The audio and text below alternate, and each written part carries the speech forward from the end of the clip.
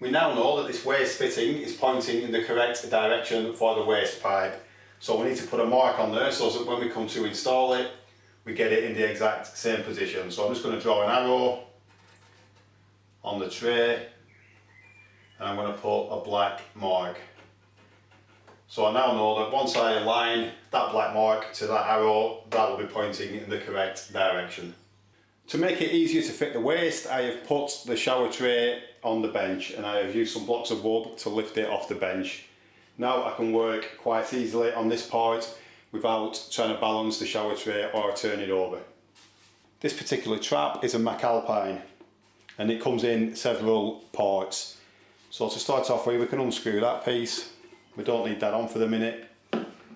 If you look in there, there is a black sealing ring. It's important that it's in there when you put that back on or else it will leak. At the other end, it is just a compression fitting for the waste pipe.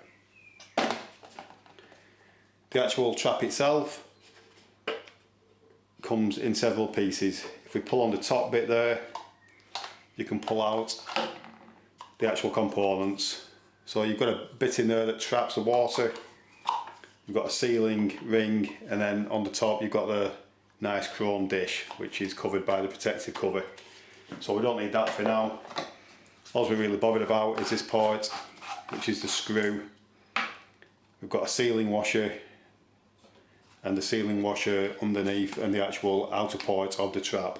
Before we can install this, we need to remove the masking from this area. So if you get hold of the masking and gently pull it, you can then tear enough of it off just to expose the part that we're working on.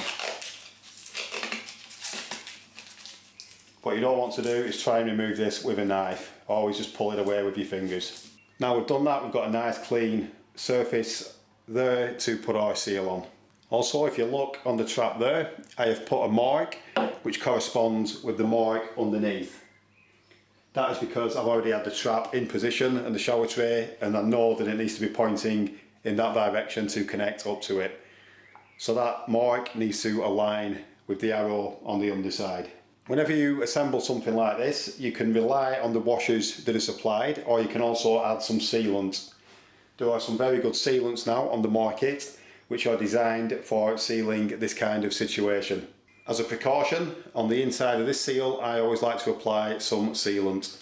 So I'm now going to apply some clear sealant. There are a few different makes available now that are ideal for this use. Plumber's Gold is a very common one in this country. So I'm just going to apply a bead all the way around there. It doesn't need to be a massive bead. And I will also apply a bead to the top of the plastic there.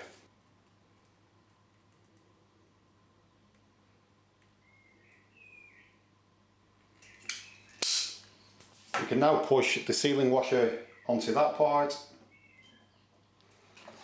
and then we can take the bottom of the trap and we can push that into position underneath. So I've made sure that I have aligned the arrow with the mark underneath, so now we know that that is definitely pointing in the right direction. And now I'm going to screw that into the component underneath.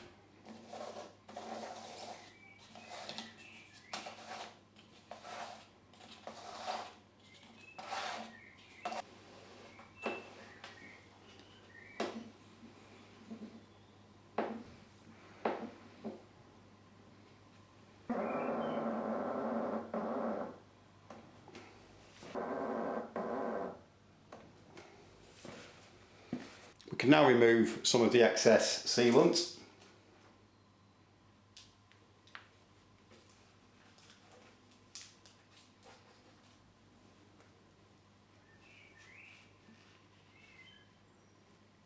You need to make sure that this is tight, but you don't want to over tighten it, you could crack something.